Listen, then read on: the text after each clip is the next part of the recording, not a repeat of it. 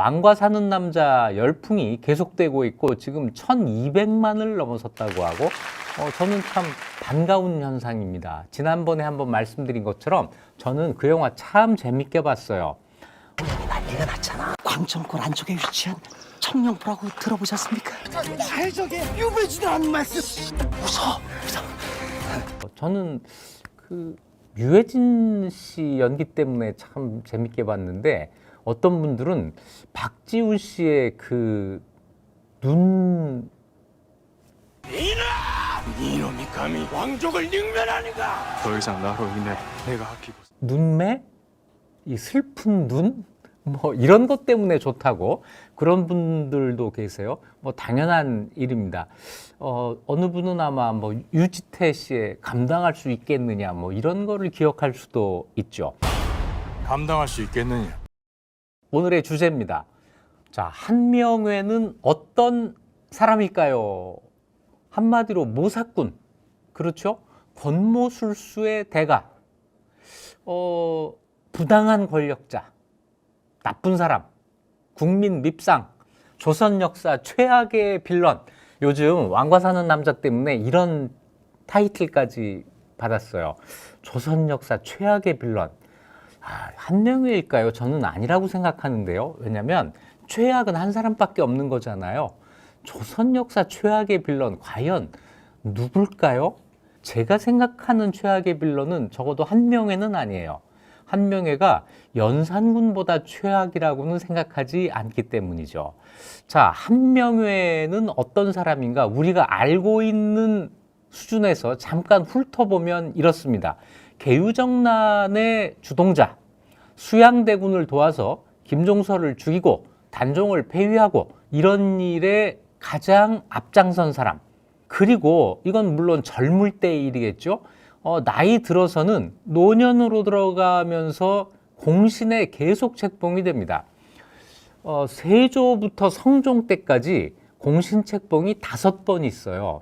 굉장히 자주 있는 거죠. 이 5번 가운데 4번 한명회가 공신 책봉이 되는데 특이한 것 모두 1등 공신입니다. 1등 공신 4번 책봉된 사람. 0000신 이렇게 되겠네요. 이런 사람들을 뒤에 훈구라고 부릅니다. 살인파, 훈구파 할 때 그 훈구인데 원래 이 훈구라고 하는 말은 그런 나쁜 이미지를 갖고 있지 않아요. 훈구할 때 훈은 공훈을 세운 사람, 국가에 공을 세운 사람을 훈신이라고 하고, 구는 이게 오래됐다, 낡았다 이런 점에서 좀 나쁜 이미지가 있는 것도 같지만 오랫동안 국가에 봉사를 했다. 그러니까 그 한 사람만의 문제가 아니라 조상 대대로 이런 의미까지 들어가는 거죠. 이거 요즘 우리말로 뭐라고 해요? 나 뼈대 있는 가문이야. 우리 몇 대조 할아버지께서는 어쩌고 저쩌고. 이게 그 구에 해당합니다. 이렇게 오랫동안 뼈대 있는 가문으로 있으면서 국가에 공을 세웠다? 그러면 국립묘지 들어갈 사람들 아니에요? 이 훈구라고 하는 말 그 자체가 나쁘다. 이거는 아니죠. 자, 어쨌거나 공신에 4번 책봉된 조선 전기 15세기의 대표적인 훈구다. 또 이런 게 있어요. 딸 둘을 왕비를 만듭니다. 그런데 그 족보가 꼬여요. 둘째 딸이 예종비가 됩니다. 셋째 딸은 성종비가 돼요. 태정태세 문단세 예성이니까 예종 다음이 성종이잖아요. 연이어서 두 왕의 왕비를 배출했다 이렇게 되는데 예종과 성종은 아버지와 아들은 아니고 예종이 성종의 작은아버지입니다. 그러니까 두 딸이 한명회의 두 딸이 집에 오면은 자매가 되는데 시댁에 가게 되면 어떻게 돼요? 왕실, 여기가 이제 시댁이 되는 셈이에요. 작은 어머니, 조카 며느리 이런 관계가 되는 거죠. 이렇게 왕에게 자기 딸을 여러 번 이렇게 혼인을 시켜서 왕비가 되게 하는 이런 사례 우리 어디서 보느냐면 그 고려시대 이자겸한테서 보게 되는데요. 둘째 딸이 예종의 왕비가 되고 셋째 딸, 넷째 딸은 그 다음 왕 인종의 왕비가 됩니다. 그런데 예종하고 인종은 부자간이에요. 더군다나 인종의 어머니가 누구냐면 바로 이자겸의 딸입니다. 족보가 훨씬 더 꼬이죠. 그래서 이 조선 초의 한명의 경우는 왕실과의 결혼이 이자겸과는 좀 다르지만 거의 이자겸급의 족보를 꼬아서 자기 딸을 둘씩이나 왕비를 만들어서 권세를 누리려고 했던 사람이 아니냐라고 하는 혐의가 또 씌워지게 되는 건데, 요거는 우리가 생각하는 것만큼 그렇게 뭐 나쁜 일 그런 건 아니에요. 요거는 뒤에 제가 해명을 해드리겠습니다. 그리고 한명회 하면은 또 남아있는 이름이 있습니다. 압구정. 지금 압구정동의 그 이름이 압구정이라고 하는 정자 때문에 생긴 거거든요. 압구정이 있는 동네, 이게 압구정이에요. 그런데 이 압구정이라고 하는 게 뭐냐면 한명회가 지금 압구정동 현대아파트 그 안에 위치합니다. 그 안에 정자를 지어놨다는 거예요. 그때는 당연히 아파트 없고 아무 건물 없고 그냥 서울에서 한강 넘어 있는 그냥 한적한 곳인데 여기에 정자를 세워놨어요. 자, 그래서 압구정이 이제 만들어지는 건데, 한명의 호 때문에 정자 이름이 압구정이 되었다 이렇게 설명하는데 이거는 틀린 설명이고요. 한명회가 거기 정자를 지었어요. 그리고 이거를 명나라에까지 자랑을 합니다. 명나라에 이 압구정의 존재를 아는 사람들이 있었던 거예요. 그런데 명나라 사신 예겸이라고 하는 사람이 한명회의 요청으로 이 정자 이름을 지어줍니다. 그게 압구정이에요. 정자 이름이 지어진 다음에 한명회가 압구정 좋으네. 그래서 자기 호를 압구정이라고 하게 됩니다. 지금 설명이 거꾸로 된 거죠. 압구정의 압은 친하게 지낸다는 뜻입니다. 구는 갈매기라는 뜻이에요. 압구 그러면 갈매기와 친하게 지낸다.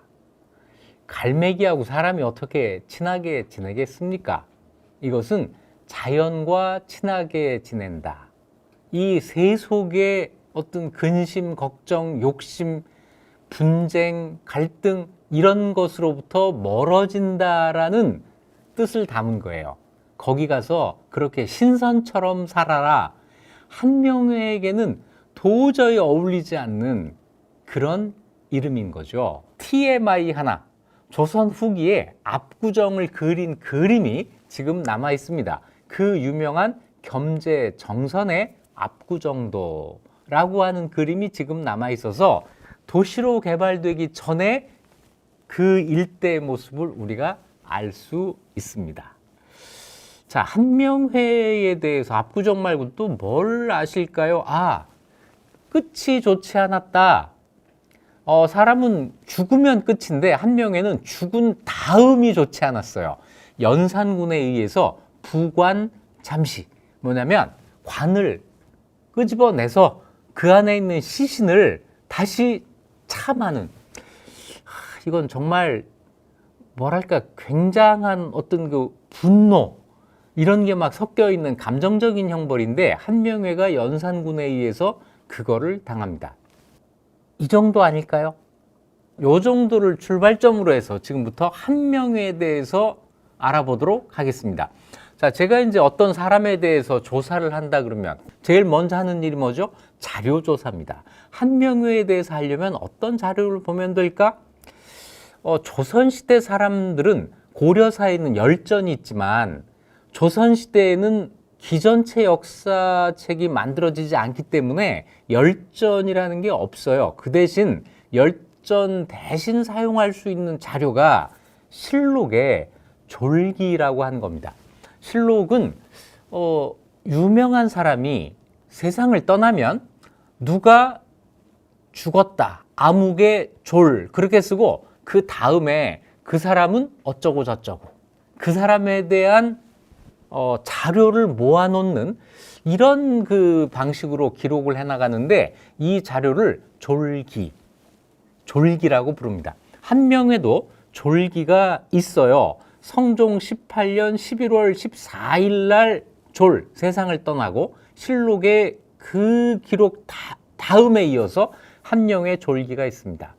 어떻게 태어났고 무슨 일을 했고 이게 쭉 열전처럼 기록이 돼 있습니다. 이게 중요한 자료고 또 한 가지는 신도비가 있어요. 이건 뭐냐면 묘를 만든 다음에 그 묘 앞에다가 비석을 세우는 건데요. 한명회 신도비는 한명회가 세상을 떠난 바로 다음에 세워집니다. 그 비석과 묘가 지금도 남아 있어요. 한명회 묘는 뜻밖의 어디에 있느냐면 충청남도 천안시 수신면 속창리 지금 있어요. 지금 왕과 사는 남자 때문에 천안시에서는 한명회 묘를 어떻게 사람들이 좀 찾게 하려고 노력하는 것 같은데 저도 일조하겠습니다. 자, 거기 저 별점 테러는 하지 마시고요. 그냥 가서 보시면 좋겠어요. 여기 가면 비석 하나가 세워져 있습니다. 이 비석의 높이가 3m가 넘어요. 이 큰 비석에 빼곡하게 한명회가 어떤 사람인지 그의 일생을 정리한 문장이 돌에 새겨져 있습니다. 이 문장을 쓴 사람은 누구냐면 또 유명한 서거정이라는 사람이에요. 서거정 들어보셨어요? 조선 초에 여러 가지 책을 만들 때 그 주도적인 역할을 한 사람, 동국통감, 동국여지 승남 이런 책을 쓴 사람이 서거정이죠. 다시 얘기해서 당대의 문장가인데 이 문장가가 한명회의 신도비문을 썼습니다. 그래서 성종실록에 있는 한명회 졸기, 천안에 있는 한명회 신도비, 이 신도비의 정식 이름은 한명회 선생 신도비 이렇게 되어 있습니다. 아니 무슨 선생이야? 지금은 이렇게 생각하지만 세상을 떠난 다음에까지도 한명회의 힘이 줄어들지 않고 있었어요. 그러니 선생이라고 불릴 만도 했죠. 그리고 또 하나 여러 군데 흩어져 있는 자료인데 조선왕조실록에 한명회 이름을 검색하면 무려 2159회 등장합니다. 한명회가 뭘 했다 다 이렇게 기록이 나와 있는 거죠. 그런데 제가 한명회 자료조사하면서 한 가지 특징적인 걸 발견했습니다. 한명회를 주인공으로 하는 연구서, 한명회 연구가 없다는 거예요. 웬만한 사람들은 그 인물 연구가 있는데 한명회 연구는 없어요. 논문은 몇 편이 있는데 단행본, 책으로 만들어진 것은 없습니다. 그 대신 한명회는 나쁜 사람, 간신 이렇게 확정을 해놓고 조선의 간신에 대해서 책을 쓸 때 한명회가 한 챕터로 들어가고 하는 이런 일은 있어요. 그런데 이런 글들은 한명회에 대한 객관적인 평가를 오히려 어렵게 하죠. 저와 함께하는 공부는 언제나 뭐죠? 객관적으로 보자라고 하는 거니까 자, 그런 책은 좀 멀리 하시고 옛날 있었던 그 사료를 기반으로 해서 과연 한명회는 어떤 사람이었는지 마음 비우고 시작해 보도록 하겠습니다. 자, 한명회 본관은 청주입니다. 우리나라의 한시는 본관이 전부 청주예요. 청주 한시가 되는 거죠. 이 청주 한시의 족보를 보면 그 시조를 고려 초에 살았던 한난이라고 하는 사람이라고 기록해 놓습니다. 그러면서 이 한란에 또 선대가 있다는 거예요. 이 선대는 어디까지 끌고 올라가느냐면 기자까지 끌고 올라갑니다. 기자조선의 바로 그 기자예요. 하지만 기자부터 한란의 앞까지는 우리가 알 수 있는 게 없고 이 청주 한시 족보에서도 이야기하는 것처럼 한란이 시조가 되는 게 맞는데 제가 누누이 강조하는 고려 초의 성씨를 나누어 주면서부터 번관이 시작되었다. 이 말씀을 드렸죠. 한란도 삼한공신이라고 되어 있는 걸 보면 왕건이 후삼국을 통일하는 과정에서 왕건을 도왔고 그 공으로 한시성을 받은 것이다 라고 하는 것이 좀 객관적인 설명일 것 같습니다. 자, 한씨가 청주를 본관으로 하는 호족에서 시작해서 중앙의 관인으로 올라가는 이런 과정을 거치게 되는데, 고려시대 내내 청주 한씨는 특히 고려 후기에 와서 상당히 번성합니다. 그 번성한 가문 가운데 하나가 한 명의 집안이 되는데요. 한 명의 증조 할아버지가 한수라는 사람이에요. 한수는 아주 특별한 이미지가 있어요. 뭐냐면 정치적으로 크게 중요한 역할을 한 적이 없습니다. 뭔가 업적도 없지만 비난도 받지 않아요. 그냥 이름만 나와요.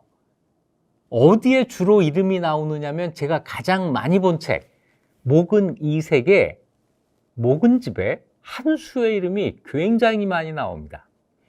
한수는 목은의 이웃집에 살았어요. 설인 서쪽 이웃이라고 이색이 이야기한 걸 보면 한수의 집이 있고 그 동쪽에 이색의 집이 있었던 거예요. 이 한수에 대해서 이색은 언제나 어떤 기록을 남기느냐면 고맙다. 나한테 뭘 계속 준다. 다시 얘기해서 한수는 굉장히 부유했던 거예요. 이렇게 관리가 되어서 특별한 일을 하지 않고도 부유하게 사는 사람, 이런 사람이 귀족이죠. 열심히 일해야 부자가 되는 사람은 귀족이 아닙니다.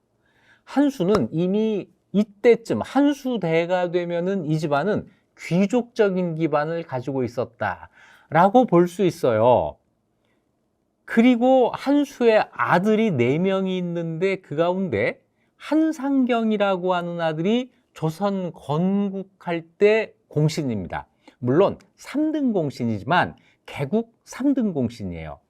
그러니까 이 집안은 시조 한란은 고려 건국에 공을 세웠고 한명회의 할아버지 한상경은 조선 건국할 때 공을 세우고, 공이 크구나라고 할 수도 있지만 언제나 양지 쪽에 있었구나 이렇게 생각할 수도 있는 대목이죠. 이래서 조선이 건국된 다음에도 고려 후기의 귀족이었음에도 불구하고 가문이 쇠퇴하지를 않아요. 조선 초에도 계속 잘 나가는데 문제는 한 명의 집안입니다. 할아버지 때까지는 다 잘 나갔는데 한 명의 아버지 한기라고 하는 분이 아마도 일찍 세상을 떠난 것 같아요. 최종 관직이 종육품 감찰이라고 나오는 걸 보면 아마 일찍 세상을 떠나서 더 승진을 못한 거겠죠. 기록에는 증영의정, 영의정이라고까지 나오는데 증이 앞에 붙어 있잖아요. 이건 죽은 다음에 받은 겁니다. 한명회가 나중에 출세하면서 돌아가신 아버지의 관직을 올린 것 같아요. 그래서 증영의정이 됐지만 실제로 관직은 종육품까지밖에 못 올라갔다. 이러면서 고려의 그 귀족 가문이 이 한대, 한 명의 아버지 때에 아버지가 일찍 돌아가셨다고 하는 그것 때문에 쇠락한 걸로 보입니다. 이게 고려와 조선의 차이일 수도 있어요. 고려시대까지만 해도 어떤 한 대가 단명했다. 그래서 이 가문에 어떤 타격을 입거나 그러지 않는데 조선에 가면은 그런 일이 생길 수도 있었다는 것이죠. 그걸 보여주는 게 한명의 어린 시절에 대한 기록인데요. 이렇게 돼 있습니다. 한명회가 일찍 부모를 여의고 낙백하여 스스로 떨쳐 일어나지 못했다. 낙백이라고 하는 건 뭐냐면 넋을 잃었다. 넋이 달아났다는 거예요. 이거는 정말 정신을 차리지 못할 정도로 어려운 처지, 곤궁한 처지가 됐다는 표현입니다. 부모가 일찍 돌아가시는 바람에 집이 가난해졌다. 아니 그러면 그 대단한 가문이면은 삼촌들 또는 그 할아버지 형제들이 좀 도와주면 될 텐데 이게 그렇게 되지를 않았던 것 같아요. 계속 곤궁한 처지가 됐다고 합니다. 그런데 종조부 할아버지의 동생 한상덕이라는 사람이 이 한명회를 보고 늘 이야기를 했다는 거예요. 이 아이는 그릇이 범상치 않으니 반드시 우리 집안을 일으킬 것이다. 이 말이 실제로 한명회가 어려웠던 그 시절에 나온 이야기인지 아니면 한명회가 나중에 권력자가 된 다음에 나 너 그럴 줄 알았어. 내가 말이지 너 어릴 때부터 큰 인물 될 줄 알았어. 라고 한 것인지는 판단하기 어렵지만 어쨌거나 이 집안에 그런 기대가 있었다는 거죠. 그런데 이 한명회가 어린 시절에 이런 어려움을 겪기 전에 더한 어려움이 하나가 있었어요. 그게 뭐냐면 바로 한명회 칠삭둥이 이야기입니다. 이거는 사실인 것 같아요. 졸기에도 나오고 신도비에도 나오는 이야기입니다. 어머니가 임신한 지 7달 만에 한명회를 낳았다. 지금은 인큐베이터 행위지만 옛날엔 이렇게 되면 거의 죽는다고 봐야 돼요. 그런데 그 집의 늙은 여종이 해지고 오래된 목화솜 속에 두고 정성을 다해 돌보니 몇 개월이 지나면서 점차 살아난 거예요. 그러면서 자라면서 총명해졌다는 겁니다. 이 어릴 때 세상에 태어나자마자 죽을 고비를 넘겼으니까 이러면 장수는 따놓은 당상 아니에요? 한명회 실제로 장수를 했어요. 그런데 한명회에 대한 또 하나의 전설이 있습니다. 한명회가 태어났을 때 배 위에 검은 점이 있었다는 건데 이 점의 모양이 예사롭지 않았다. 태성과 두성을 닮았다라고 하는데 태성은 흔히 삼태성이라고 해가지고 우리 조선의 정승이 셋이잖아요. 영의정, 좌의정, 우의정. 이 점 세 개가 꼭 이 삼정승을 닮았다 해서 태성이 있으면 아 이거 정승될 아이야 이런 희망을 품게 하는 그런 점이죠. 이게 배후에 있었다는 거고 두성은 마치 지금 말로 하면은 지금의 궁수자리에 해당하는 그런 별들인데 요 두성은 인간의 수명을 관장한다는 믿음이 있었어요. 그러니까 이 두성이 있으면 오래 살 것이다. 부귀영화가 예정된 점을 배 위에 찍고 태어난 아이라는 거죠. 그러니 당연히 칠삭둥이의 그 약점 이거는 극복할 수가 있었겠죠. 자, 이렇게 해서 겨우 살았는데 부모를 일찍 여의고 어려움에 빠지게 됐다. 자, 이런 그 인간 승리 기록이 완성이 되겠네요. 어려서부터 글 읽기를 좋아했다. 그런데요, 옛날 기록에 어려서부터 글 읽기를 좋아했다. 이건 믿을 게 못 됩니다. 글을 읽기 좋아서 읽나요? 여러분은 어릴 적에 책 읽기 좋아서 책 읽었어요? 그냥 읽어야 되니까 읽은 거 아니에요. 그러다 보면 이게 좋아지는 아이가 있고 싫어지는 아이가 있고 그런 거 아니겠습니까? 저는 어려서부터 글 읽는 거 좋아했어요. 그리고 글 읽는 게 계속 좋아서 지금도 이렇게 읽고 있지 않습니까? 그런데 한명회는 기록은 이렇게 있지만은 별 흥미를 못 느꼈던 것 같아요. 뭘 가지고 이런 생각을 하느냐고요? 과거를 보기 위한 공부를 했는데 글을 읽는 건 옛날 사람들은 다 과거 공부를 한 거잖아요. 장성하도록 여러 번 과거에 오르지 못했다. 과거 시험 보면 계속 떨어지는 거예요. 낙방을 하는 게 한 번, 두 번까지는 운이 없어서라고 하지만 이게 세 번, 네 번 가면 공부를 안 해서 그런 거예요. 한명회가 과거에 급제를 못합니다. 그런데 시험에 떨어지면 떨어진 사람의 자세를 또 보여야 되잖아요. 내가 이번에 뭐가 잘못됐어. 내가 뭘 보완해서 앞으로는 이렇게 잘할 거야. 그것조차 안 해요. 오답 노트를 안 만든 겁니다. 태연자약하여 개의치 않았다. 더 괘씸하죠. 공부를 안 해서 떨어졌으면 다음에는 어떻게 할 건지 이 각오를 다지고 해야 되는데 괜찮아. 개의치 않아요. 야, 그래서 이제 주변에서 물어요. 너 뭐 믿고 그러냐. 그러면 한다는 얘기가 군자의 궁달은 명에 달려 있는 것이다. 이거 운명대로 가는 거야. 이런 얘기를 하고 꼭 썩어 빠진 유자, 속된 선비들이, 그러니까 이거는 정말 저 하찮은 선비들이 과거에 떨어졌다고 시리에 빠져 슬퍼하고 속상해하는 것을 내가 따라해야겠냐. 아, 나는 대범해. 난 떨어져도 마음의 상처 안 입어. 이랬다는 거죠. 이거요, 복잡한 얘기를 했지만 제가 볼 땐 딱 하나예요. 공부를 안 하는 겁니다.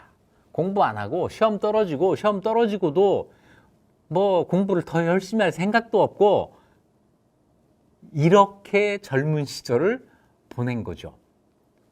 그러다가 충순위라고 하는 군대에 들어가게 돼요. 그런데 이 충순위라고 하는 군대 처음 들어보시죠? 이 부대는 싸우려고 만든 부대가 아닙니다. 이게 어떤 군대냐면 무려 세종대왕이 만든 군대입니다. 군대를 만들어 놓고 누가 이 충순위의 군인이 되느냐? 이품이상 관리의 아들, 손자, 사위, 동생, 조카. 이품이상 관리의 비속 가운데 아직 관직에 오르지 못한 사람들.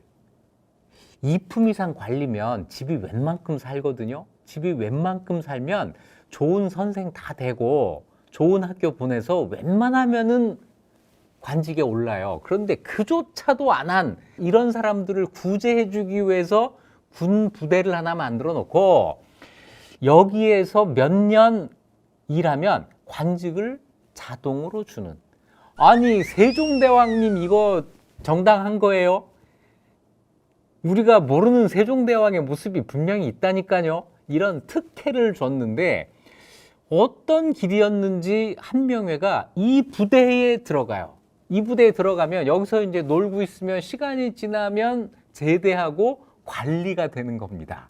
자, 이런 길로 들어가게 되는데 여기서 한명회가 인생을 바꿀 기회를 만들게 돼요.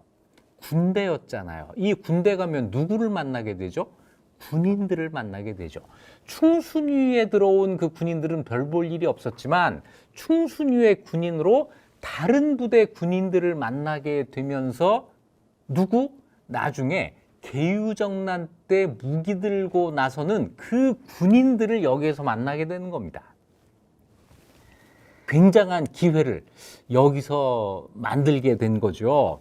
나중에 한명회의 일생을 회고하는 글에서는 젊어서 호걸들과 어울렸다. 이렇게 표현을 하는데 이 호걸이라는 게요. 이게 참 별 볼 일 없는 겁니다. 여러분 무협지 좋아하세요? 그 무협지에 큰 소리 뻥뻥 치고 막 행동도 과장되고 이런 사람들을 세상에서는 호걸이라고 합니다. 근면, 성실 이거하고는 담싼 사람들이에요. 공부 안 해요. 일 안 해요. 놀고 술 마시고 싸우고 의리 찾고 의협심 찾고 이런 사람들을 호걸이라고 하는 거거든요. 한명회 자신도 호걸이었어요.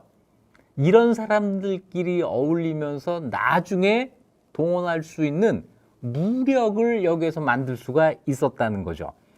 그러다가 38살이 되어서야 처음으로 관직을 얻습니다. 조선시대에 38살에 첫 관직 얻는 거는요, 이거 굉장히 한심한 겁니다. 38살에 첫 관직을 얻었는데 처음으로 얻은 관직이 뭐냐면 개성에 옛날 이성계가 살던 집이 있었어요.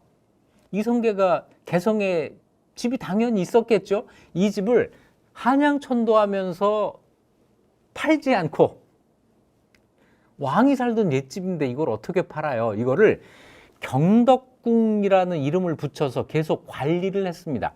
이 관리자로 임명이 된 거예요.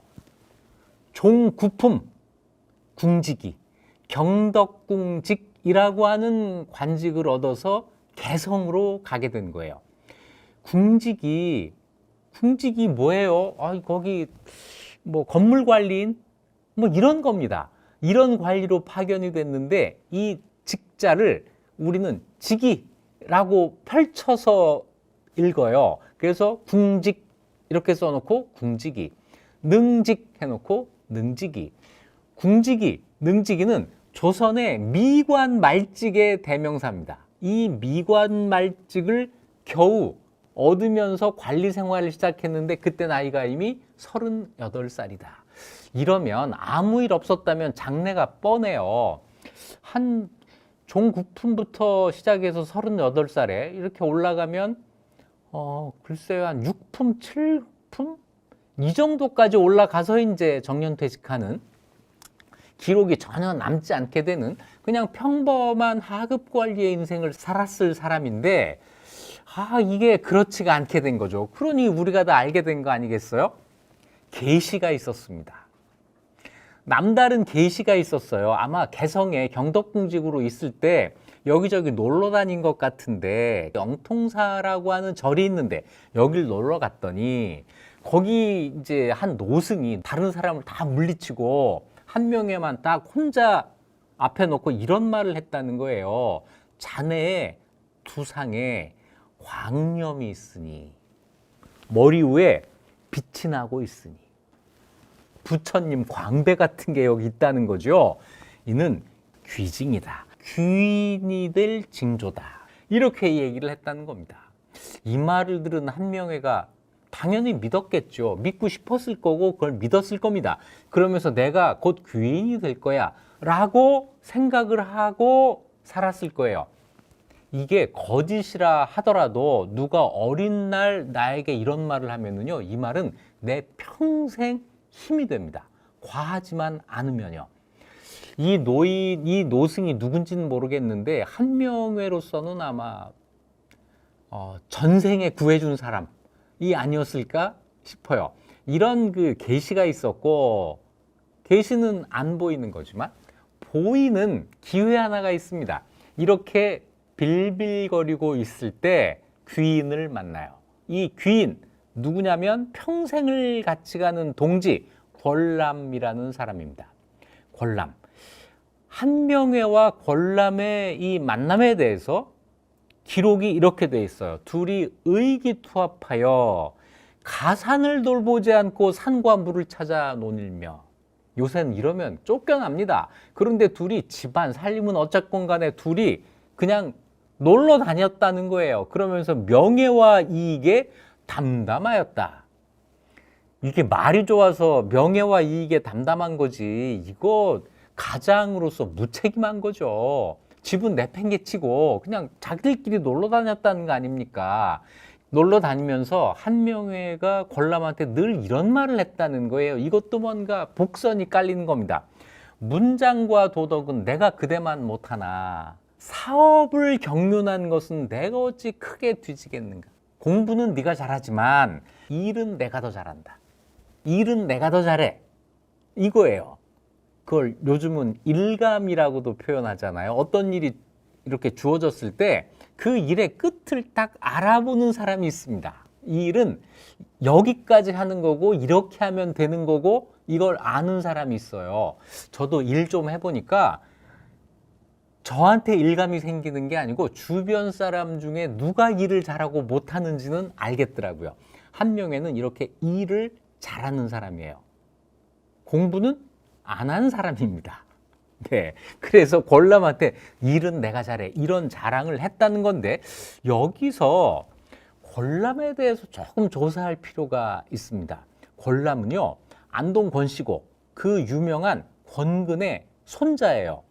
청주 한씨가 고려 후기에 뭐 대단한 가문이었다고 하지만 안동 권씨는 고려 후기에 청주 한씨의 뭐 몇 등급 위에 있는 큰 가문이었어요. 고려 후기 이 안동권씨 정말 대단합니다. 고려에서 거의 5손가락 안에 드는 대단한 명문입니다. 이 명문이 조선을 건국하는 과정에서 그다지 빛을 못 보고 있었는데, 태종이 정도전을 죽이고 조선 개국공신들을 밀어내고 그 자리에 세 사람의 니은을 등용을 합니다. 세 사람의 니은 누구냐면 조준, 하륜, 권근. 이름 끝에 다 니은이 들어가잖아요. 그래서 제가 붙인 이름입니다. 새 니은을 등용하는데 그때 개국공신이 아니었던 권근이 태종에 의해서 발탁이 되고 이러면서 안동권 씨 집안이 다시 살아나요. 제2의 전성기를 이루게 되는데 바로 그 권근의 손자가 권람입니다. 이 권람이 그 보잘것없는 한명회와 만나서 의기투합했다. 또 어디서는 관중과 포숙 같은 우애를 다졌다. 또 어디서는 망형우, 망형우라는 말 여기 저는 처음 봤는데요. 형식을 잊은 친구라는 뜻이에요. 이때 형식이라고 하는 것은 집안, 나이, 뭐 그 사람의 능력 이런 걸 다 떠나서 그냥 그 사람이 좋아하는 이런 친구입니다. 그런 친구 하나쯤 있으면 참 좋겠죠. 둘이 망형우를 맺었다라고 하는 거예요. 더 나가서 혼인관계. 이 한명회와 권근이 혼인으로도 엮이게 되는데 어떻게 되느냐면 한명회의 동생이 한명진입니다. 한명진과 권람의 여동생이 결혼을 해요. 그러니까 내 동생 있는데 자네 여동생하고 결혼시키면 어떨까? 뭐 이렇게 얘기가 된 걸 거예요. 아무튼 가장 믿을 만한 상대와 최종적으로 마지막에 하는 게 결혼이잖아요. 이 혼인관계 맺는 거잖아요. 거기까지 간 겁니다. 권람이 왜? 이런 의문이 생기는데 요거를 제가 이 한명회에 관한 논문을 읽으면서 이 논문에서 제가 소개를 하려고 합니다.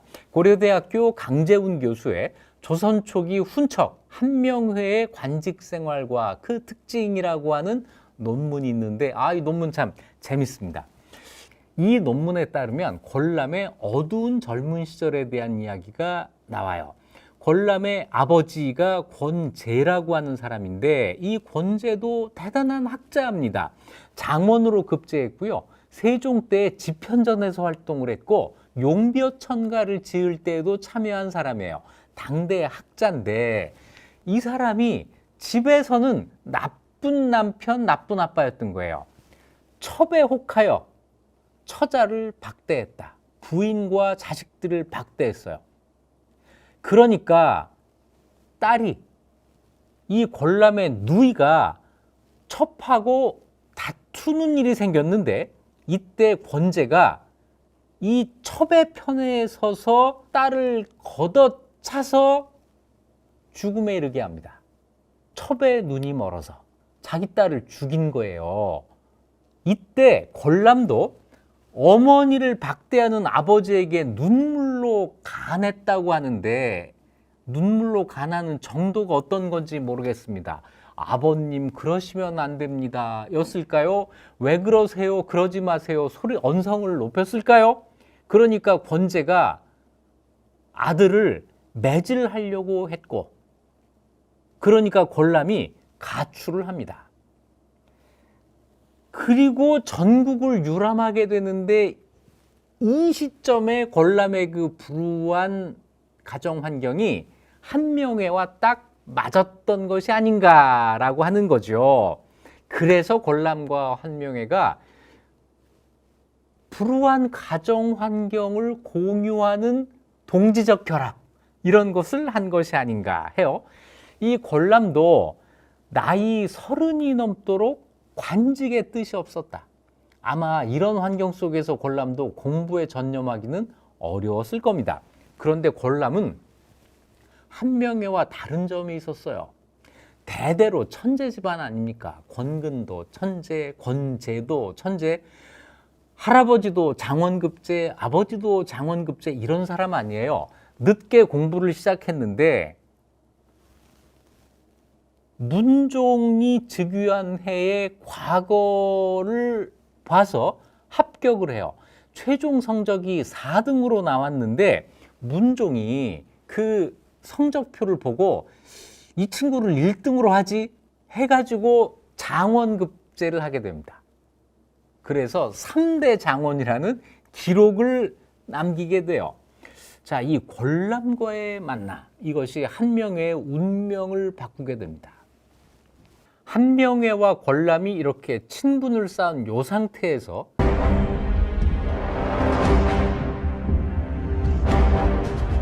수양대군이 등장합니다. 한명회는 수양대군을 몰랐어요. 수양대군도 한명회를 당연히 모르죠. 그런데 누가 알았느냐? 권람은 수양대군을 알았고 권람은 한명회를 알았습니다. 자, 그러면 권람이 삼각형의 마지막 변을 이어주기만 하면 되는 거죠. 수양대군과 한명회를 만나게 해준 것은 권람입니다. 언제냐면 문종이 세상을 떠나고 단종이 왕이 되었을 때, 이때 상황입니다. 이때 상황을 한명회 쪽에서는 이렇게 기록을 해요. 왕이 어려서 정권을 대신들이 좌우했다. 이 대신이 누구냐면 황보인, 김종서 이런 사람들입니다. 이걸 보고 한명회가 권람에게 지금 임금이 어리고 나라가 위태로운데 간사한 무리들이 권세를 함부로 부리고 있다.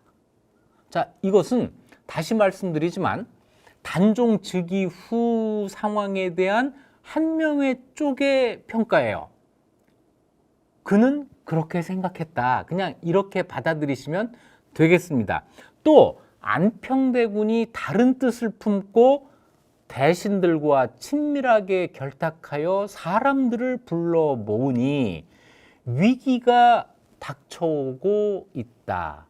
그러니까 안평대군이 자기 권력을 키우려고 했다라고 한 것이 한명회의 판단이었던 거예요. 듣자하니 수양대군이 난세를 평정할 제목이라고 들었다. 이렇게 어려운 상황에서 수양대군이 나서야 된다. 한명회가 권람에게 이렇게 이야기를 하고 있는 겁니다. 권람에게 그대가 문필에 종사하며 수양대군을 모신 지가 오래되었으니, 문필이라고 하는 것은 글 쓰는 일로 수양대군을 모신 지가 오래되었으니, 이건 뒤에 다시 이야기하겠지만 권람이 과거 급제한 다음에 수양대군과 같이 일을 한 적이 있습니다. 이것 때문에 수양대군을 알고 있으니 은밀한 말로 뜻을 한번 떠보지 않겠소. 그러니까 우리 정변 일으켜서 권력 잡읍시다. 이거 이렇게 우리 군대 일으켜서 권력을 잡읍시다. 이렇게 직접적으로 이야기하면 안 되고 은밀하게 넌지시 뭐 그런 건가 아닌 건가 하는 그렇죠. 충청도 화법을 한번 얘기를 해 보지 않겠소. 이렇게 이야기를 한 거예요. 그래서 권람이 이 한명회의 말을 듣고 수양대군에게 이 말을 전합니다. 그랬더니 수양대군이 한번 보자 해서 권람이 한명회를 데리고 수양대군을 만나요. 이게 첫 만남입니다. 그때 수양대군이 한 번 보고는 딱 알아봤다는 거예요. 마치 옛날부터 사귄 친구와 같았다. 의기투합했다는 겁니다. 이래서 권람을 매개로 해서 수양대군과 한명회가 만나게 되죠. 이게 운명적인 만남이에요. 세 사람 각자의 운명도 바뀌고 조선의 운명도 바뀌고 단종, 김종서, 황보인의 운명도 바꾸고 여러 사람의 운명을 바꾼 만남이 이때 이루어집니다. 그러면서 한명회가 수양대군에게 정변을 일으킬 때 실제 동원할 수 있는 사람들을 천거해요. 한 30명 정도, 30명 정도의 무사를 천거하고 이 사람들이 그날 김종서, 황보인을 죽이는 바로 그날 행동부대로 움직이게 됩니다. 언제냐면 1453년 10월 10일 요 하루 동안 일이 벌어지는데요. 그 하루 일을 단종실록에서 정리를 했습니다. 자, 그날 새벽에 세조가 권람, 한명회, 홍달손을 불러요. 홍달손은 누구냐면 한명회가 세조에게 천거한 무사입니다. 이 세 사람을 불러서 발표를 해요. 오늘 김종서를 죽일 것이다. 그러니까 세 사람이 모두 좋습니다. 자, 여기서 이제 작전을 짜는 거예요. 무사들을 불러서 수양대군 집 후원에서 술 마시면서 활 쏘는 이런 잔치를 하루 종일 합니다. 하루 종일 하면서 여기서 너 할래 말래 동지 규합을 하고 작전도 수립하고 이걸 해요. 자, 해질 무렵까지 의견 통일이 안 됐다는 거예요. 수양대군은 내가 오늘 일을 벌일 거야. 거산날을 내가 정했어 했는데 거기 불려온 무사들 가운데에서 안 된다는 사람들이 있었던 거죠. 그랬더니 세조가 화를 내면서 너희는 다 가서 일러 바쳐라. 내가 이런 일을 하고 있다고 일러 바쳐라. 나는 너희들에게 의지하지 않겠다. 나 혼자서 할래. 이러면서 벌떡 일어나 활을 잡고 나갔다는 거예요. 그러니까 사람들이 말려요. 그러지 마시고 그랬더니 그 사람들을 발로 차고 나 혼자라도 할 거야 라면서 하늘에 두고 맹세를 했다는 겁니다.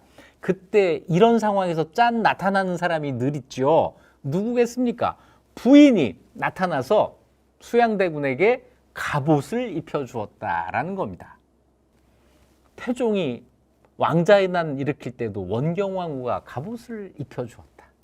더 멀리 가면은 고려 태조 왕건이 궁예를 죽일 때에도 부인이 갑옷을 입혀주었다. 이거는 실제로 갑옷을 입혀주었다기보다는 내가 목숨을 같이 하겠다. 내가 생사를 같이 하겠다. 나가서 죽더라도 싸워라. 여기서 나는 못하겠는데 이러면 안 되는 거예요. 이 부인이 그렇게까지 나서는데 거기서 주저앉으면 안 되는 겁니다. 자, 이 수양대군이 부인이 입혀준 갑옷을 입고 가동, 이 가동이라고 되어 있는데 이건 그 집의 종일 수도 있고 뭐 여러 신분의 사람인데 가장 믿을 만한 사람이고 아마 무예도 꽤 괜찮은 경호원이기도 하고 그랬을 거예요. 임월운이라고 하는 사람을, 이게 실록에는 임어을운 이렇게 되어 있는데 이런 건 읽을 때 을은 그냥 리을 받침으로 읽는 겁니다. 그래서 임월운이라고 하는 그 가동 하나를 데리고 단기로 김종서 집으로 가요. 그랬더니 권람과 한명회가 이러면 안 되는데 해서 몇 사람을 따라가게 했다는 겁니다. 자, 수양대군이 김종서 집 동구 이 마을 입구에 갔더니 거기 이제 김종서 장남 김승규의 집이 있었는데 그 집 앞에 무사가 3명이 있고 말 탄 무사 30여인이 있었다는 거예요. 다시 얘기해서 김종서도 뭔가 대비를 하고 있었던 거예요. 말 탄 기병 30명이 집 앞에 있다. 이거는 예사로운 풍경이 아니잖아요. 그러니까 아주 모르고 있었던 것은 아니죠. 수양대군이 그 집 앞에 이르러서 누구냐? 라고 이제 웃으면서 물었다는 거예요. 글쎄, 웃으며 요거는 나중에 들어가는 것 같고 굉장히 긴장을 했겠죠. 이 사람들이 나를 죽일 수도 있으니까요. 누구냐? 그랬더니 이들이 전부 흩어지더라는 거예요. 좀 더 가서 수양대군이 김종서 집 앞에 이릅니다. 그리고는 그 집에 들어가지를 않아요. 김종서를 바깥으로 끌어내려고 한 겁니다. 김종서가 들어오라고 하니까 안 들어가면서 끌어내려고 해가 졌으니 내가 집에 들어갈 일은 아닌 것 같고 부탁할 일이 하나가 있습니다. 그러니까 김종서가 이제 뭔데 하고 나온 거예요. 나왔는데 부탁할 일이 뭐가 있었겠어요? 없었죠. 그러니까 딴소리를 합니다. 정승에 3호 뿔 좀 빌립시다. 이 3호의 옆에 이렇게 그 대는 옆으로 나오는 그걸 3호 뿔이라고 하는데 이것 좀 빌려주세요. 내 3호 뿔이 떨어졌어요. 이게 너무 우스운 얘기잖아요. 뭐 김종서가 갑자기 이제 그 자기 3호 뿔을 줘요. 그랬더니 세조가 또 이런저런 딴소리를 해요. 뭔가 기회를 엿보고 있었던 거죠. 그러다가 또 내가 청할 일을 편지로 써왔습니다. 이 정도면 이 자가 뭔가 좀 이상한데? 이런 눈치를 좀 채지 않았을까요? 자기 저 가동 임어룬을 시켜가지고 가서 편지 좀 갖고 와라. 이 편지를 줘요. 그랬더니 김종서가 편지를 그 자리에서 읽어요. 해가 진 다음이니까 어두웠겠죠. 달빛에 비춰가면서 편지를 읽습니다. 이때가 10월 10일이니까 달이 보름달은 아니고 반달에서 보름달 가는 요 반볼록한 그 정도 달에서 이거를 읽었을 거예요. 읽느라고 이렇게 고개를 숙이는 그 순간에 임어룬이 철퇴로 김정소를 쳐서 땅에 쓰러뜨렸다. 어떻게 영화를 보는 것처럼 생생하지 않으세요? 그런데 그 장면을 누가 보고 있었냐면 아들 김순규가 보고 있었어요. 그래서 김순규가 아버지를 덮어요. 아버지가 더 맞는 것을 막기 위해서 자기 몸을 던진 겁니다. 그랬더니 그 옆에 있던 수양대군 쪽 사람이 김순규의 몸을 칼로 쳐요. 이래서 김순규도 죽음을 당합니다. 그런데 이때 김종서도 아주 몰랐던 게 아니라는 게 그 다음 기록에서 밝혀지는데요. 김종서도 역사들, 다시 얘기해서 힘 있는 장정들을 모아서 음식을 먹이고 무기를 정돈하고 있었다는 거예요. 그런데 수양대군이 온다, 이런 소식을 듣고 사람을 시켜서 담 위에서 이걸 엿보게 했다는 겁니다. 그러면서 수양이 지금 오고 있는데 사람이 적으면 나와서 싸우고 많으면 담 위에서 활을 쏴라, 이렇게 명령을 했다는 건데, 많고 적고를 따질 게 없이 수양이 둘만 갔잖아요. 자기 가동 임어룬만 데리고 갔기 때문에 싸울 수도 없고 쏠 수도 없고 이런 상황이 만들어진 겁니다. 이래서 김종소가 혼자 나갔다가 변을 당한 거예요.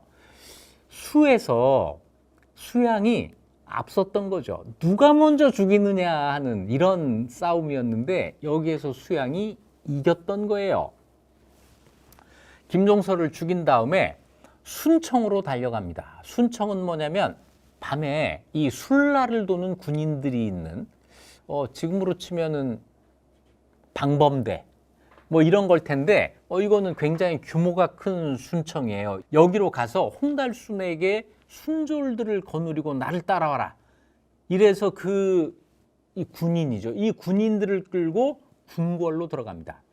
궁궐에 들어갔더니 그날 숙직을 서고 있는 승지가 최양이었는데, 최양이 놀랬을 거 아니에요. 갑자기 왕자가 군대를 끌고 궁궐로 들어왔으니까 놀랬겠죠. 이 최양한테 수양대군이 이렇게 말합니다. 황보인과 김종서 등이 반역을 일으키려고 하고 거산날까지 정했기 때문에 내가 먼저 보고할 여유가 없었다. 우두머리 김종서 부자를 이미 베었고 죽였고 왕께 아뢰고 잔당을 토벌하고자 한다. 빨리 가서 왕께 아뢰어라. 이렇게 됐을 때 최양이 좀 담력이 있는 그런 그 사람이었다면 안 된다, 이거는 밝혀지기 전까지는 내가 왕한테 보고할 수 없다, 이렇게 버텨야 되는데 최영이 그러지를 않았어요. 최양한테 그걸 시키고 또 환관을 시켜서 속히 왕에게 들어가 아뢰라. 단종을 자기 편이 확보하려고 한 거죠. 그래 놓고 궁궐을 장악해요. 장악한 다음에 관리들을 전부 궁궐로 소집을 합니다. 단종이 도와줬기 때문에 가능한 일이에요. 왕명으로 소집을 하니까 관리들이 왔겠죠.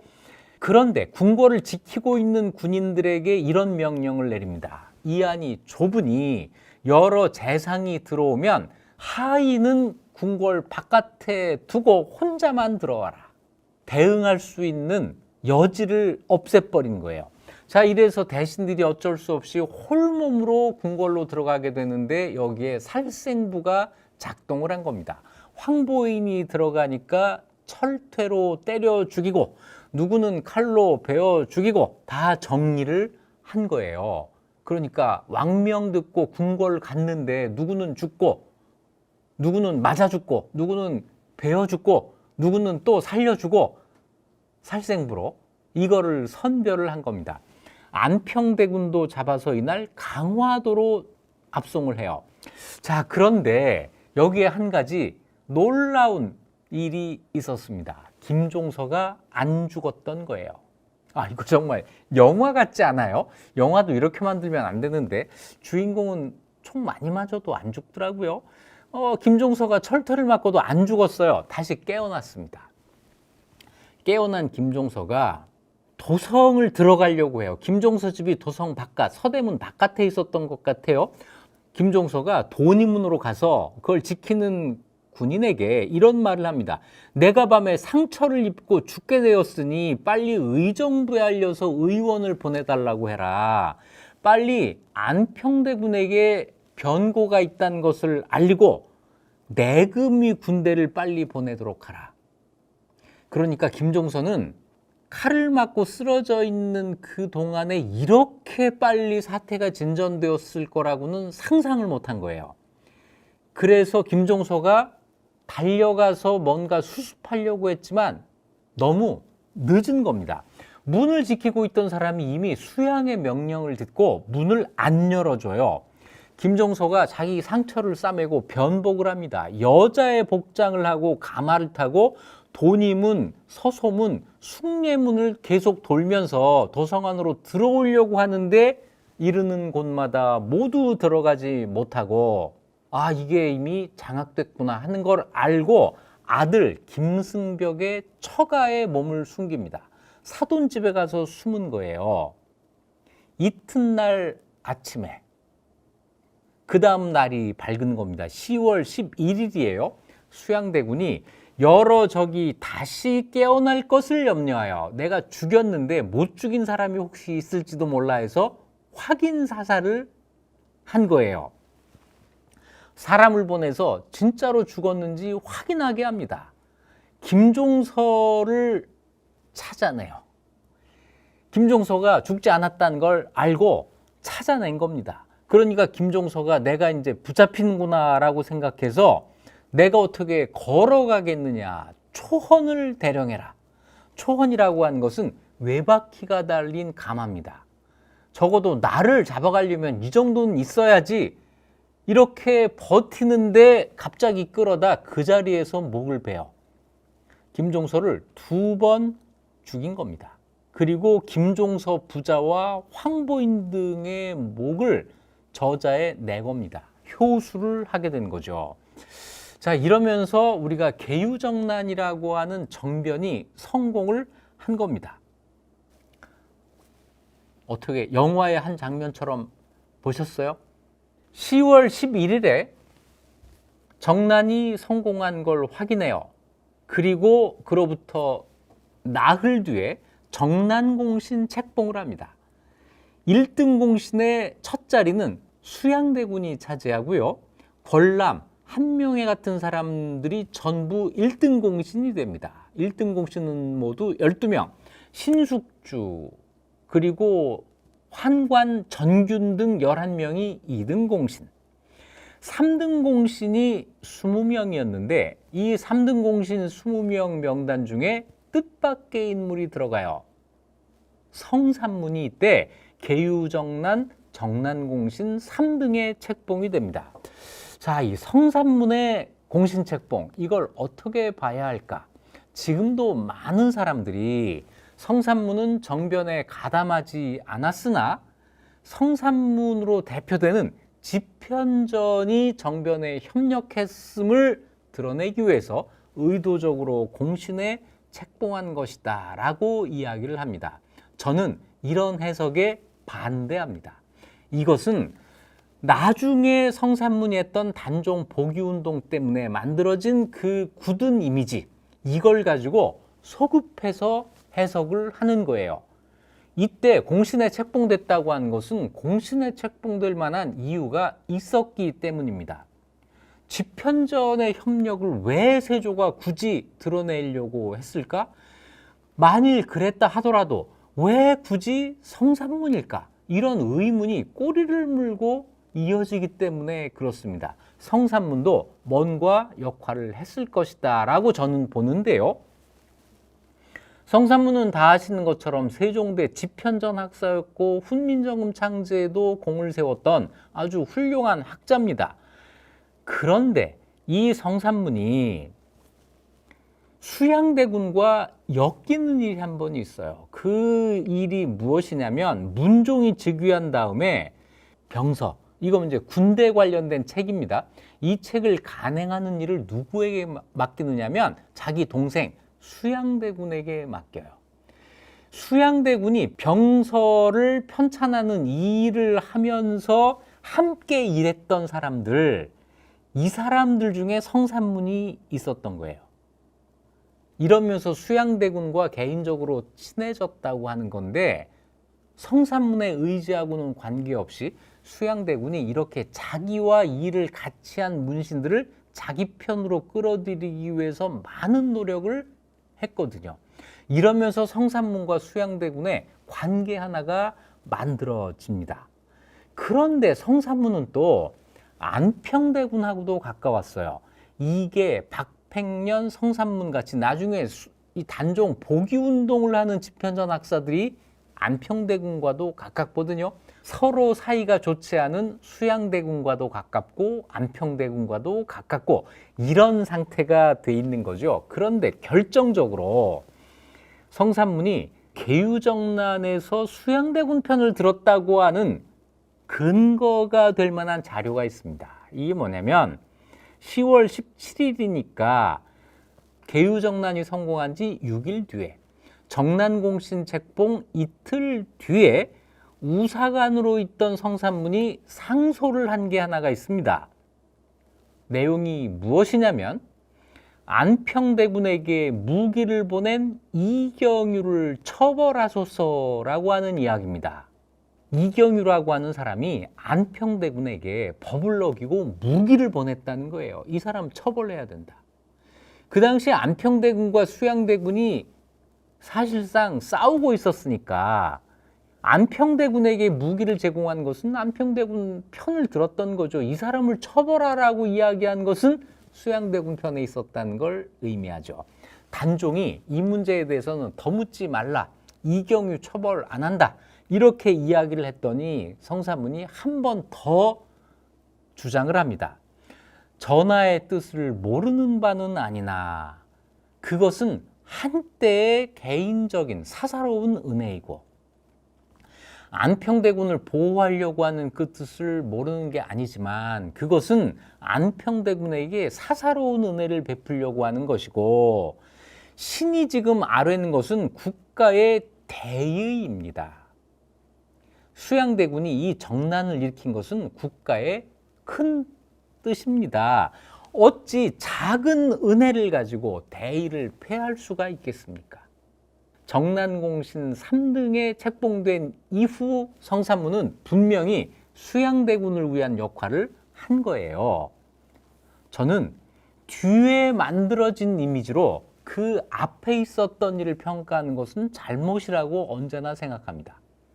그때 그 시점의 기준, 이걸 잡아야 한다고 하는 것이죠.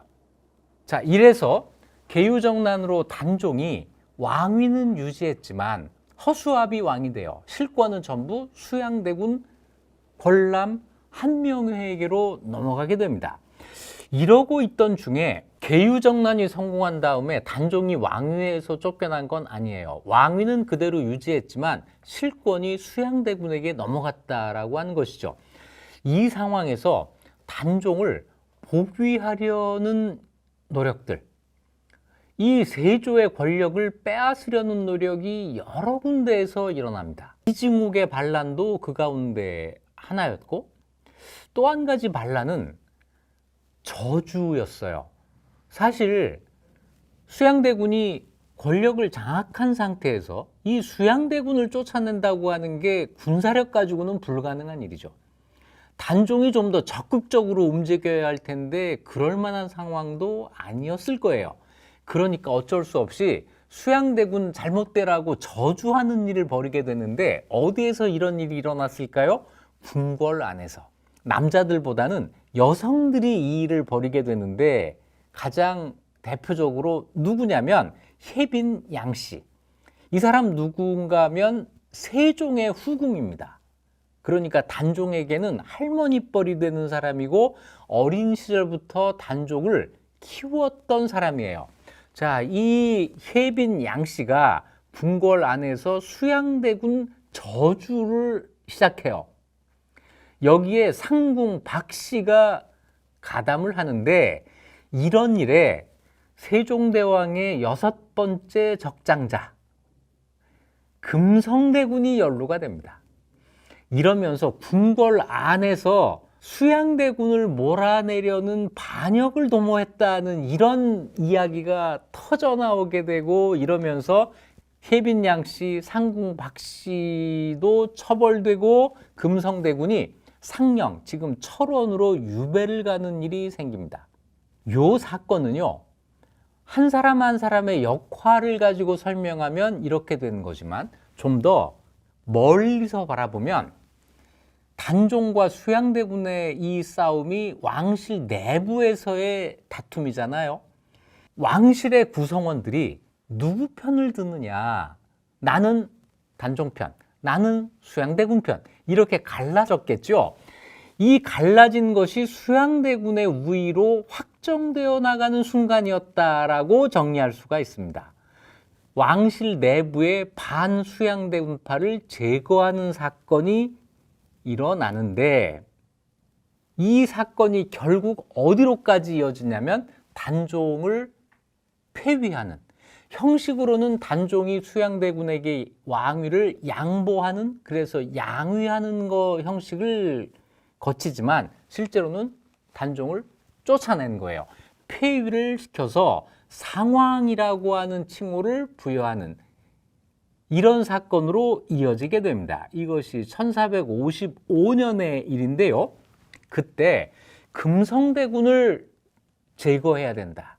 이런 주장을 가장 먼저 한 사람이 누구냐면 오늘의 주인공 한명회라는 것이죠. 금성대군을 제거해야 됩니다. 어디에 비유했냐면 호랑이를 길러서 후환을 남기면 안 됩니다. 이렇게 주장을 했다는 거예요. 그래서 이때 금성대군은 아마 이런 표현이 맞을 겁니다. 한명회에 의해서 철원으로 유배가 됐다. 이렇게 표현할 수가 있겠죠. 이제 단종을 폐위하고 세조가 임금 자리에 오릅니다. 한 번의 공신책봉이 또 이루어지는데 좌익공신이라는 이름이에요. 1등 권람, 신숙주, 한명회 등 7명, 2등 정인지, 최항 등 12명, 3등 성삼문, 황수신 등 25명. 성삼문은 이때까지도 수양대군 편에서 공신책봉이 되고 있었던 거죠. 그 다음에 나오는 황수신은 누굴까요? 네, 황희의 아들입니다. 우리 황희만 알고 그 아들은 잘 모르는데 살아있었고 이때 좌익공신에 책봉이 됩니다. 왕이 바뀌었어요. 단종을 폐위해서 상왕으로 올렸지만 사실은 왕위에서 쫓아낸 거죠. 이런 상태에서 이 단종을 복위시켜야 된다는 움직임이 또 여기저기에서 일어나요. 그 가운데 대표적인 것이 사육신 사건인데 모든 일은 성삼문으로부터 비롯됩니다. 단종 복위운동이 모의되고 있다고 하는 사실을 알고 성삼문을 붙잡아요. 그래서 성삼문에게 이걸 계속 물어보는 겁니다. 좀 가혹하게 물어봤겠죠? 그랬더니 뜻밖에도 성삼문이 술술 이야기를 해줘요. 아무개도 해가면서 이야기를 하는데 박팽년, 이계, 하위지, 유성원, 유흥부, 박쟁 쭉 나옵니다. 이거는 성삼문이 밀고 했다기보다는 우리가 부끄러운 일을 한 게 아니다. 우리는 떳떳하게 죽을 각오가 되어 있다고 아마 생각을 하지 않았나 싶어요. 밀고가 아니었다. 이게 중요한데, 그런데 떳떳한 일을 이야기하면서 이게 선을 넘어버립니다. 상황도 알고 있었다. 이야기가 여기까지 뻗친 거예요. 단종도 알고 있었다고 하는 것을 성삼문이 인정을 해버립니다. 이렇게 성삼문을 신문하는 과정에서 수양대군이 성삼문에게 한 말이 있어요. 뭐라고 하냐면, 내가 나를 안 지가 오래되었고 나 또한 너를 극히 후하게 대접했다. 그러니까 우리 사이가 아주 각별했잖아 라고 이야기를 하는데 이것은 없는 말을 지어낸 게 아닐 겁니다. 그러니까 2번의 3등 공신 책봉이 뒤에 만들어진 조작된 것이 아니었고 수양대군이 성산문을 이용하기 위해서 끼워 넣은 것도 아니었고 실제로 단종부기 운동을 성산문이 일으키기 전까지만 해도 성산문은 이 흐름에 동참하고 있었다고 볼 근거가 된다는 거죠. 제가 어떻게 그렇게 단정하냐고요? 단정은 아니고 우리가 성산문에 대해서 가지고 있는 굳은 이미지를 조금은 바꿀 수도 있겠다 하는 것입니다. 자, 이러면서 유명한 사육신이 등장하게 되는데요. 이 사육신은 그들이 스스로 만든 비밀 결사가 아니에요. 우리 6 신하가 힘을 모아서 죽음을 다해 단종을 복위시킵시다. 이게 아니고 성산문의 입으로부터 계속 번져서 많은 사람들이 잡혀오고 그 사람 신문하면은 또 다른 사람 얘기가 나오고 서로 중복되기도 하고 이렇게 돼요. 그래서 6월 8일 날 이 사람들을 처형하는데 경우에 따라서는 환열이라고 해서 수레로 찢어 죽이는 이런 형벌까지도 가합니다. 그리고 이 사람들의 목을 전부 효수를 하는데 10명이 훨씬 넘어요. 제가 셀 때는 한 17명까지 됐는데요. 한꺼번에 많은 사람이 죽었는데 이 중에 6명을 이렇게 콕 집어서 사육신이라고 부른 건 언제부터일까? 남효온이라는 사람이 추강집에서 육신전이라고 하는 6 신하의 전기라는 걸 써요. 그 육신에 포함된 사람이 박팽년, 성산문, 이계, 하위지, 유성원, 유흥부 이렇게 6명입니다. 이래서 나중에 요 6사람을 사육신이라고 우리가 부르게 되는 건데 남효원이 이 사건을 직접 봤냐면 못 봤습니다. 사육신 사건 때 남효원의 나이가 2살이에요. 그러니까 남효원도 들은 이야기를 쓴 거죠. 그래서 이 사육신 이야기는 그렇게 조선시대에 많이 거론되지를 않아요. 그러다가 조선 후기 정조 때 영월에 있는 장릉 여기에서 이제 그 제사를 지낼 사람도 다 명단 만들고 이렇게 되는데 그때 육신이라고 하는 항목이 만들어집니다. 이걸 어정배식록이라고 하는데 여기에 육신 이게 들어가면서 사육신이 고정이 됐고 그래서 우리가 사육신을 알게 되는 거죠. 그래서 지금까지도 누구가 사육신에 들어가야 된다. 하나가 들어가야 되니까 기존에 있는 6명 중에서 한 사람을 빼야 되잖아요. 누구를 빼고 이 사람을 넣어야 된다는 이런 논란이 있지만 사실은 부질없는 이야기다. 6명보다 훨씬 많은 사람이 이날 단종에게 충성을 바치다 목숨을 잃었고 6명뿐 아니라 그 사람들 모두가 충절해서라면은 꿀릴 게 없는 사람들이다. 그러면 사육신묘 이런 것도 이름을 바꿔야 되는 거 아니에요? 여러 사신묘 이렇게 바꿔야 될 것 같은데요. 자, 이제 한명회 얘기로 다시 돌아오겠습니다. 이런 과정에서 드러나지는 않지만 가장 주도적인 역할을 한 사람이 한명회다라고 하는 것은 의심할 여지가 없어요. 일은 내가 잘하잖아. 젊어서부터 이런 자랑을 했던 한명회가 진짜 자기 능력을 발휘한 겁니다. 그것이 좋은 일이었을 수도 있고 세조 입장에서는 그렇죠. 다른 쪽에서 볼 때는 나쁜 일이지만 나쁜 일도 잘했던 거예요. 자, 그러면서 부귀영화가 보장이 되는데 세조 때 한명회의 역할을 정리를 해보면 뜻밖에도 한양에서 놀고 먹는 일을 한 게 아니라 지방을 분주히 다니면서 일을 합니다.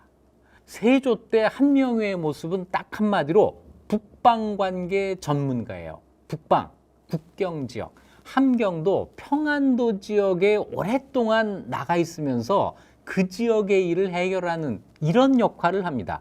국왕의 신임이 있었으니 국왕으로부터 거의 전권을 가지고 지방에 파견된 거예요. 평안도, 함경도, 황해도, 강원도 도채찰사라고 하는 관직을 가지고 가서 주로 군사관계 업무를 총괄합니다.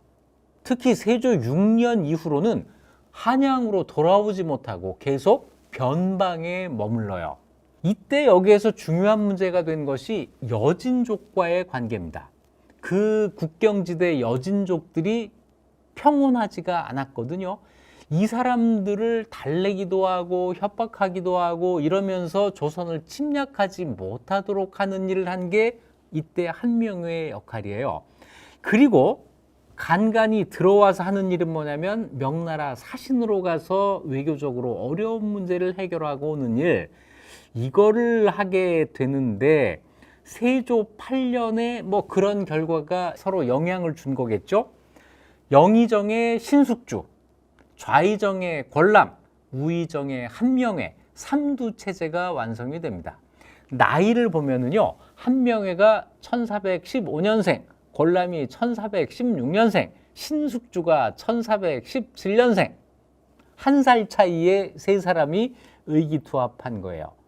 이 세 사람이 또 혼인관계로도 이어지는데 권람과 한명의 혼인관계는 앞에 말씀을 드렸고, 신숙주의 경우는요, 신숙주의 아들과 한명의 딸이 결혼을 합니다. 둘이 사돈이 되는 거예요.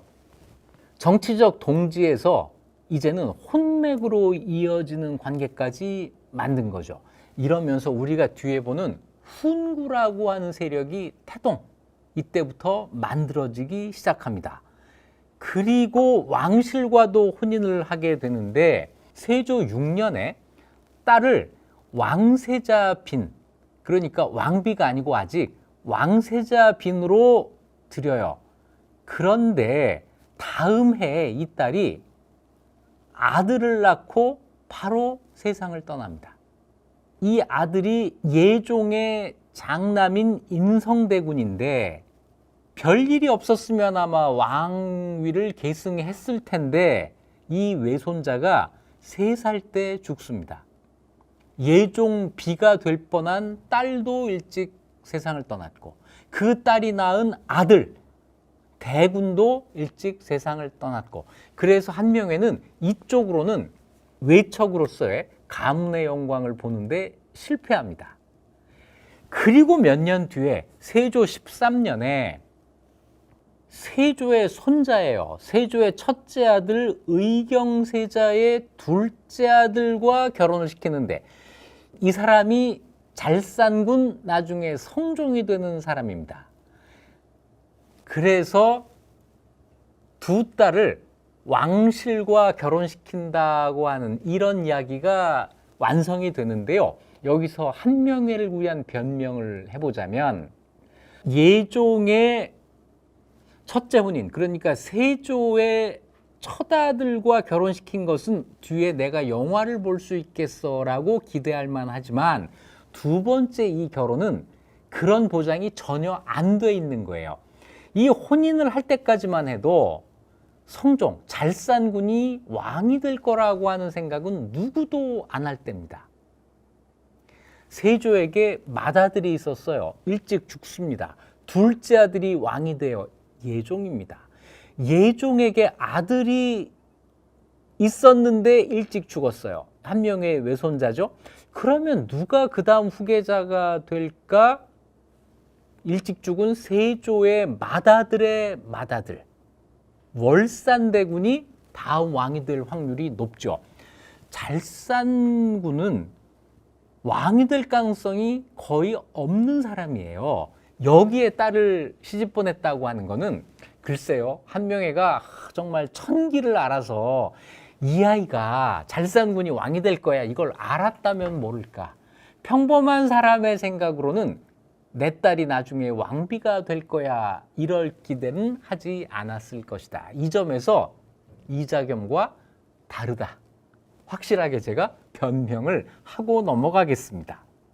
세조 때 내내 잘 나가던 한명회가 한 번의 위기를 겪게 됩니다. 우리가 알고 있는 이시의 난이라고 하는 게 일어나는데, 이시에는 함경도의 토호예요. 그 지역에서는 이미 세조의 권력 장악에 반대하는 이징옥의 난이 일어난 적이 있습니다. 이징옥의 난을 토벌한 다음에 함경도 지역에 대한 차별이 아주 심하게 이루어집니다. 함경도 사람들이 부글부글 끓었는데, 이때 세조가 함경도에 대한 중앙집권화 정책을 강화해요. 이래서 이시해가 반란을 일으킨 건데, 이시해가 반란을 일으키면서 물귀신 작전으로 나옵니다. 신숙주 한명회가 우리와 공모했다, 이렇게 터뜨린 거예요. 신숙주 한명회는 아마 제가 볼 때는 억울했을 거예요. 공모하지 않았는데 반란군의 수괴가 쟤들도 나랑 공모했어요 이러니까 굉장히 난처해졌겠죠.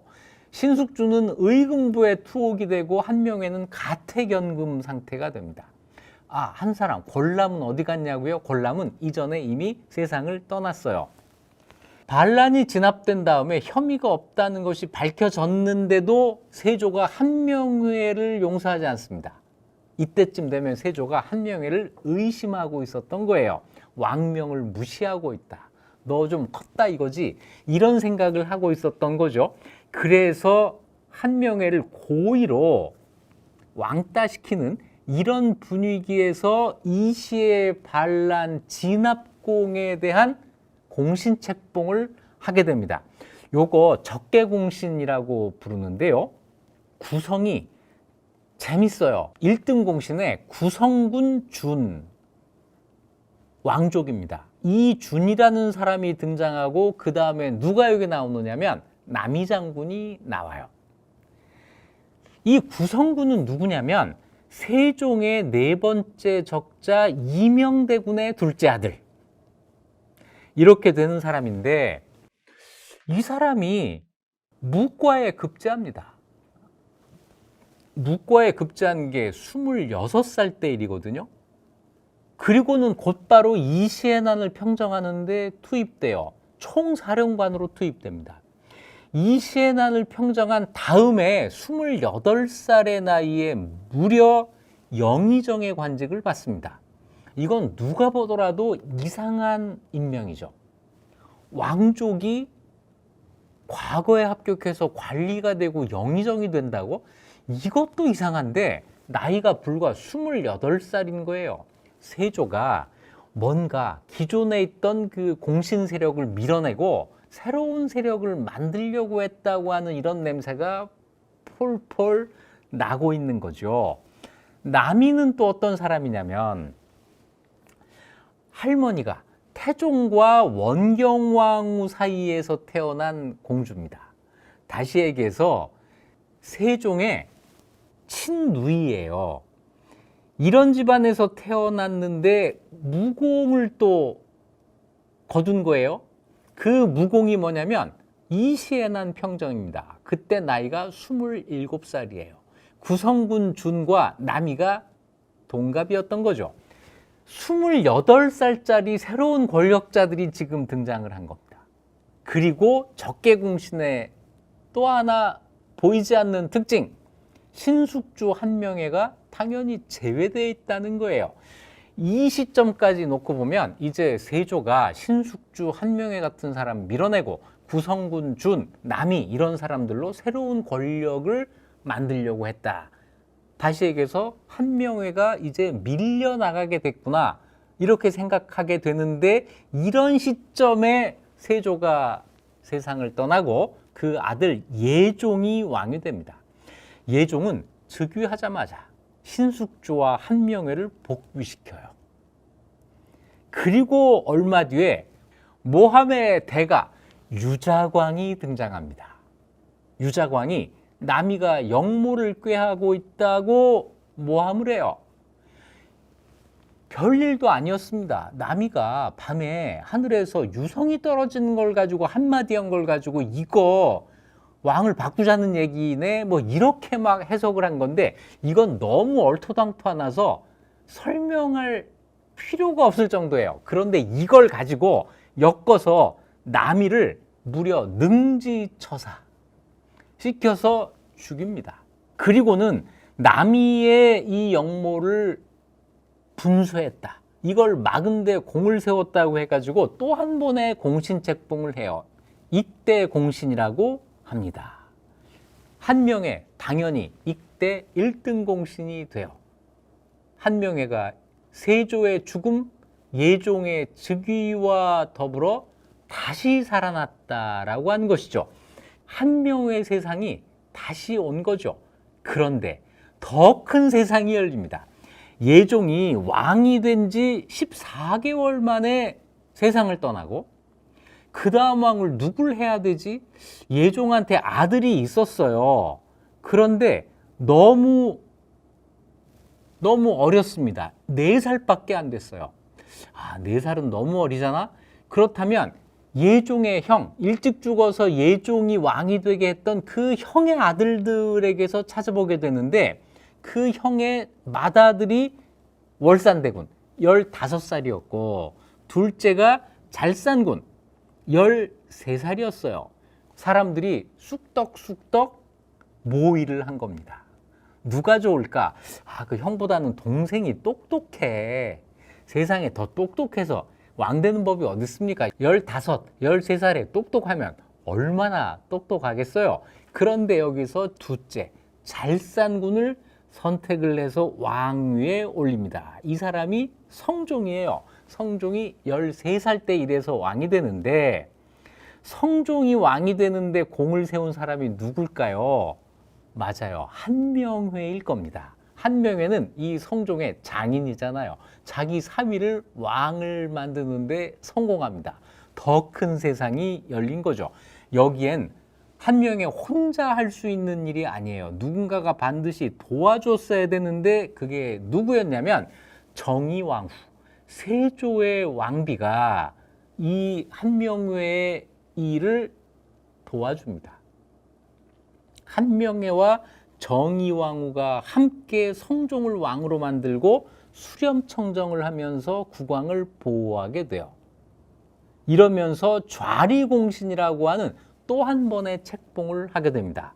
세조의 정난, 계유정난부터 성종 즉위까지 모두 5번의 공신책봉이 있게 돼요. 정난공신, 좌익공신, 적개공신, 익대공신, 좌리공신. 이 가운데 한명회는 적개공신 1번 빼고 나머지 4번의 공신책봉에서 모두 1등 공신의 책봉이 됩니다. 자, 이제 새로운 권력자. 4번 공신책봉된 0000신. 게다가 왕의 장인. 한명회의 시대가 열릴 걸로 누구도 의심하지 않았을 겁니다. 그런데 먹구름이 들이오기 시작해요. 첫 번째, 한명회의 딸 성종비 공혜왕후가 19살의 나이로 세상을 떠납니다. 게다가 후사가 없었어요. 아들을 낳지 못하고 세상을 떠납니다. 그래서 이쪽에서도 한명회가 어떤 도움도 받지 못하게 됩니다.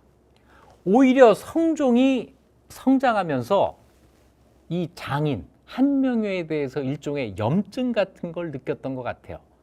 정치하는 스타일이 성종은 한명회처럼 이렇게 노회한 이런 스타일을 별로 좋아하지를 않았거든요. 자, 어디에서부터 일이 시작됐느냐면 성종이 20살이 됩니다. 13살에 왕위에 올라서 7년 만에 20살이 됐어요. 이제 성인이 됐으니 수렴청정을 거둬야겠습니다. 이런 여론이 막 일어날 거 아니에요. 그러니까 정의왕후가 내가 천렴 수렴청정을 거두겠다라고 하는데 한명회가 계속 반대해요. 한명회는 아마 어떤 불안감이 있었겠죠. 저 성종은 나를 그냥 둘 것 같지 않아. 그런데 왕이 20살이 넘었는데 수렴청정을 한다는 건 이건 참 이상한 일이에요. 이상한 일을 고집할 정도로 한명회가 감이 떨어졌다 또는 급박했다 이렇게밖에는 볼 수가 없는데 이것 때문에 수렴청정은 결국 끝이 났지만 한명회에 대한 탄핵이 줄을 잇습니다. 이 탄핵에 선두에 선 사람 또 누굴까요? 고변의 달인 유자광이었어요. 유자광이 한명회를 공격합니다. 이쯤 되면 여러분은 나쁜 사람끼리 싸움이라고 지금 생각하고 이 싸움을 즐길 만하다 이렇게 여기시겠죠? 그런데 한명회가 살 길을 딴 데서 찾습니다. 나를 보호해 줄 사람 없다. 내 딸 왕비 죽었고 수렴청정 반대하다가 공격을 받고 있고 지금 친정을 하게 된 저 왕도 나를 그렇게 좋아하는 것 같지 않고 한명회가 자기의 살 길을 바깥에서 찾습니다. 명나라에서 찾아요. 명나라에 그 당시 어떤 일이 있었느냐면 성화제, 명나라 성화연간인데 그때 조선 사람 후궁이 아주 잘 나가고 있었어요. 성화제 후궁 한씨였는데 이 한씨가 나름 명나라에서 힘이 있었습니다. 이 한씨 옆에 누가 있었느냐면 역시 조선 사람인데 명나라에 가서 환관을 하고 있는 정동이라는 사람이 있었어요. 한씨와 정동이 한 묶음으로 엮여 있는데 한명회가 이 루트를 찾아낸 거예요. 명나라 황궁의 실세 한씨, 환관 정동 이 사람들과 연결이 되어서 조선의 실제 외교적 난제를 해결하는 수완을 발휘합니다. 공식적으로 명나라의 예부나 이런 데로 올라가면 안 될 일들이 비선 외교를 통해서 해결이 되는 거예요. 이러면서 한명회는 그쪽에서 요구하는 것도 받아들여 줍니다. 한씨가 나 조선에서 나는 이런 거 갖고 싶어 이러면 정동을 통해서 한명회한테 이게 연락이 되는 거예요. 절대로 황제를 통해서 명나라 대신들을 통해서 관리들을 통해서 이렇게 복잡하게 공문해가지고 하는 이게 아니고 그냥 한씨가 정동한테 말로 이러저러한 거 나 갖다 줘. 정동이 한명회한테 이게 필요하시다는데요. 한명회가 그걸 구해서 올려주는 거예요. 공생관계에 있게 되는 거죠. 한씨와 정동이 이 일을 꾸밉니다.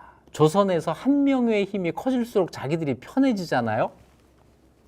조선에다가 특별히 요구를 하는 거예요. 이번엔 사신으로 한명회를 보내라. 야, 이러면 한명회 목이 얼마나 뻣뻣해지겠습니까? 이런 식으로 한명회가 명예 비선을 자기의 세력 기반으로 삼는 이런 짓을 벌인 거예요. 이러면서 자연스럽게 친명, 명예에서 요구하는 건 다 들어줘야 돼. 이런 주장을 점점 하게 되죠. 이런 일이 있었습니다. 명이 여진족을 공격하기 위해서 조선군을 보내라. 해외 파병. 이거를 요구하는데 조선에서는 싫죠. 근데 반대할 수도 없잖아요. 그래서 억지로 군대를 꾸려서 갑니다. 가다가 압록강에 딱 가요. 그러면서 지휘관이 명나라로 가지 않고 돌아갈 구실을 찾는데 그 구실이 뭐냐면 압록강이 안 얼었어요. 이거 못 건넙니다. 우리 헤엄 못 쳐요. 우린 해군이 아니거든요. 이래서 돌아와요. 그랬더니 한명회가 노발대발하면서 그런 일로 돌아왔다니. 그래서 다시 파병을 해요. 국익에 손상되는 일이라도 자기의 정치적인 일을 위해서는 한다. 이런 점에서는 한명회는요, 계유정난의 모사꾼 이것만 가지고 평생 욕을 먹을 일이 아니에요. 저는 그거는 오히려 입장의 차이로 세조 입장에서는 그럴 수도 있어 라고 볼 수 있다고 봅니다. 그런데 이 대목이 오히려 용서할 수 없는 악행이죠. 그런데 그런 운명이 하루아침에 끝나는 일이 생깁니다. 때는 성종 14년 한명회 나이 69세가 되던 해에 한명회와 그나마 말이 통하던 세조비 정의왕후가 세상을 떠납니다. 이건 그렇게 큰 타격은 아니었을 거예요. 그런데 그 해에 명나라의 궁인 한씨가 세상을 떠나요. 명나라의 끈 하나가 없어진 거죠. 그런데 이 소식을 듣고 귀국하던 명나라 환관 정동이 죽어요. 한명회가 그나마 가까이 하던 정의왕후, 그리고 자기의 끈이라고 여겼던 궁인 한씨와 정동, 이 세 사람이 같은 해에 세상을 떠난 겁니다. 그리고 나이가 69, 이때부터 한명회가 건강이 악화되기 시작해요. 이로부터 몇 년 더 살기는 하지만 그 몇 년 생을 유지한 그 기간은요, 젊은 관리들로부터 온갖 비난을 받는 동래북신세가 됩니다. 자, 말년은 이렇게 행복하지 않았다. 어떻게 이 정도면은 좀 분풀이가 되세요? 좀 부족해요? 네, 이 부족함을 연산군의 부관참시로 메우시면 될 것 같습니다. 자, 한명회에 대해서 알아봤습니다. 한명회가 나쁜 사람이 아니었다, 이렇게 이야기하려고 하는 게 아닙니다. 한명회를 비난하려면 그가 무엇을 했는지를 알아야 비난을 할 수 있다는 거죠. 모르는 상태에서 우리 단종을 이렇게 만든 사람, 이래서 한명회를 비난하는 것은 저는 정당한 게 아니라고 생각해요. 단종의 반대편에 있어서가 아니고 한명회 그 자체에 대해서 알아보니 이거는 충분히 비난할 만해. 이거는 있을 수 있는 일이죠. 자, 영화를 보고 현장을 찾아가고 청령포에서 지금 몇 시간 기다렸다가 배를 탄다고 해요. 그러면 영월에 있는 단종의 능, 장능도 가보시고 남양주에 있는 단종 왕비의 사릉도 가보시고, 좋은데 이렇게 더 깊이 공부한 이것을 디깅이라고 하지요. 깊이 판다.